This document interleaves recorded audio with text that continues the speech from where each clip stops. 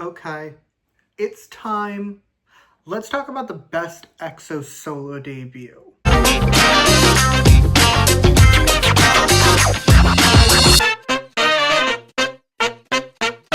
Or at least, let's talk about my favorite. Let's talk about my favorite EXO solo debut. And isn't it warm in here? Is it just me? Is it warm in here? I had to show off the Jongdae fan. Right, like I had to show off my Jongdae fan. I'm here to talk about my boy, my best friend, and my father of two. I had to talk about him, and I'm so excited because I do love this album so bad. This is one of my versions. I do have both because I'm a crazy person. However, we'll get to that. We will get to my insanity specifically about this album, but first, a disclaimer. A warning, I'm putting this down. It's making me feel too powerful. But my disclaimer is that everything I say in this video is just my opinion, right? Like, these are my thoughts on Jongdae's solo debut, April in a Flower. I realized I hadn't said the name of the album. It's April in a Flower. We're here to talk about it and give my thoughts on it. You can disagree with all of them because music is subjective, and that is great. Alrighty, let us begin. And of course, we must begin with the first song, Flower, and it's fantastic. I love it. It's a nice, chill piano ballad. And when I tell you this song is gorgeous, you don't understand if you haven't heard it. Personally, I feel like more than anything, the song is just kind of Jongdae vibing with a mic while a piano plays in the background. And I know someone out there is going to be like, sir, you've just described a piano ballad, but no, you're wrong. It's different. The music feels grand. And it is beautiful. While Jongdae's voice is this light, airy vibe to it, I love it. It works so well together. It's so good. Plus, we have the last minute. And that is where Jongdae decided to eat. Nay, he decided to feast. I love the last minute of the song. I love the last chorus of this song where it gets this really strong and powerful vocals start coming through. And then it ends back to that light, airy piano. I love it. Basically, it's great. I have always been slightly partial to piano ballads, like over general ballads. I am a ballad girl, but specifically piano ballads have always gotten me, which is great news because this isn't even the best piano ballad on this album. Speaking of, next we have the one, the only Beautiful Goodbye, the official debut single for my man. And I remember so vividly, actually, that the music... I said this in my EXO video, but I'm going to say it again. The music video for this song came out, like, I want to say, like, 8 hours before the song itself. Maybe it's not, like, the song dropped on streaming at normal time, but, like, the music video dropped at midnight. I don't know. But the music video dropped earlier. And I remember so vividly watching the music video nonstop during the time between when it dropped and when it was available on streaming. Because the thing is, the song is fantastic. This song is, dare I say, perfection when it comes to ballads for me. It's this emotionally, devastatingly beautiful song. You can feel the emotions in the vocals in ways you can't feel in a lot of ballads, but you can in this one. And I love it, and it makes me a little bit crazy. I will say that this is one of those ballads where the verses are nice, mainly because the piano that is throughout the song is gorgeous, but the shining star is the chorus. And when I tell you this chorus is shining, it is dazzling. It is sparkling. It is iridescent. Again, it's this haunting, devastating, tragically beautiful chorus. The way Jongdae can sell the emotions with just his voice, I understand he is a singer now, and I love his solo music. I do. I wouldn't be sitting here if I didn't, but like maybe make him a vocal trainer again as well. That was what he was gonna do before he got accepted into SM and was gonna be an EXO. So like maybe he can do both is what I'm thinking. He needs to be studied. Plus there's the bridge and the way the piano picks up and the singing gets more powerful before it cuts out and it gets light and soft, and it's everything to me. Big picture, I love this song. I don't know if you picked up on it, but I do actually love Beautiful Goodbye, the lead single of April in a Flower, the debut song by Kim Jongdae, aka CHEN of EXO. I love this song.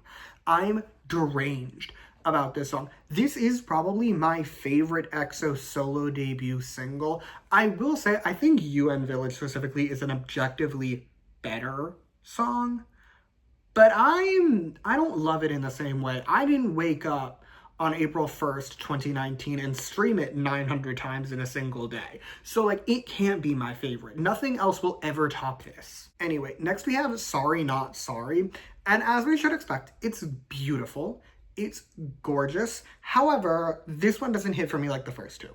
Or more accurately, the verses specifically do not hit for me like the first two. I know I just said Beautiful Goodbye is a song with a shining star as the chorus, and that is true. But the difference is, this is a song where kind of the only star is the chorus. Actually, that's a lie. I do really like the pre-chorus. It's very short, but I do think it works really well. The piano does these nice little flares there, plus it flows perfectly into the chorus. And speaking of the chorus, I do love it.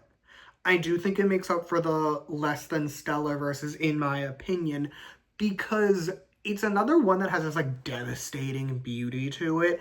And I think this is the best Jongdae's ever sounded in terms of his like emotionalness in his voice.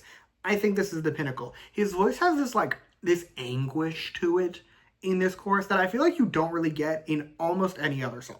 Plus, this is one of those songs where the last chorus starts really soft, really restrained, and then it builds and it builds and it builds, and by the end, I'm screaming and Jongdae is screaming. We're both screaming, only he sounds much better. Plus, his voice at the end, he does this little thing with his voice at the end of the song that I can't explain, but if you've heard the song, you'll know exactly what I'm talking about. He does it like 15 to 20 seconds before the song's in. I'm obsessed with it. As a whole, though, this song is good. Great even. On almost any other album, this would be an exemplary ballad. It would be a standout. Unfortunately, this song is on this album. And on this album, it doesn't hold up to most of the other songs. Okay, next song, Love Words. Very possibly my favorite B-side on the album. And I find this interesting because for the most part, the songs on this album are breakup songs. These are sad songs. This one is our, like, just tried and true love song. Or more accurately, it is his simp song. It's his I am a flop, but love me anyway song. A vibe that I do actually think works really well for him. I say it with love. I say it as a Jongdae supremacist. I say it as someone with my Jongdae fan. But, like, it works for him. However, it's not just vibes. It is, like, the whole song. It's almost poppy. I want to say it's the poppiest thing on here. But that implies that this song has pop elements to it, and it just doesn't. I think it's just the music. The music on here is not just piano. It's a mix of things, and it's actually really cool. It's really unique among the ballads, and I really like it. Plus, as we should expect, Jongdae's vocals are phenomenal. They're amazing. Plus, the chorus is great, and that last note at the end, the way it flows into the final chorus, perfection. Also, who wants a fun fact? Who wants a fun fact about the song? I'll give you a fun fact about the song. That note at the end, the one I just talked about, it starts with the word always. And my fun fact, that word, the always, is the only English word on this entire album. Enjoy that fun fact. Anyway, next we have the penultimate song, I'll Be There. And this is a return to form in many ways, by which I mean it is a piano ballad and Jongdae is depressed. Or more accurately, he sounds sad. Because for the most part, the song is not sad. The bridge is. Bridge, devastating. The rest of it, though, he simply sounds devastated, but also he sounds beautiful, so I'm not going to complain. Frankly, if I can be honest, this is a song that I just kind of vibe to for the first 2 to 3 minutes, and then when the last, 90 seconds kick in, that's when I lock in. Because the last 90 seconds of the song are some of Jongdae's best work. For the most part, the start of this song is, softer. It's more toned down.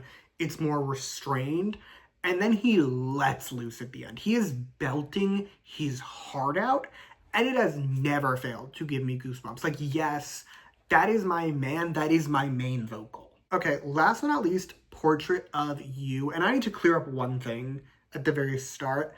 This song has the best piano. I know I said Love Words had the best music, and I do stand by that. That is correct.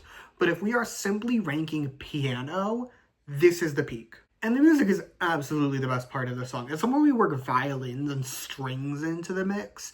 and it gives the song this almost like operatic energy to it. It's genuinely some of the best background music I've heard in any ballad. Plus, the rest of the song is really strong. Jongdae, as he is wont to do, sounds phenomenal. The chorus is gorgeous.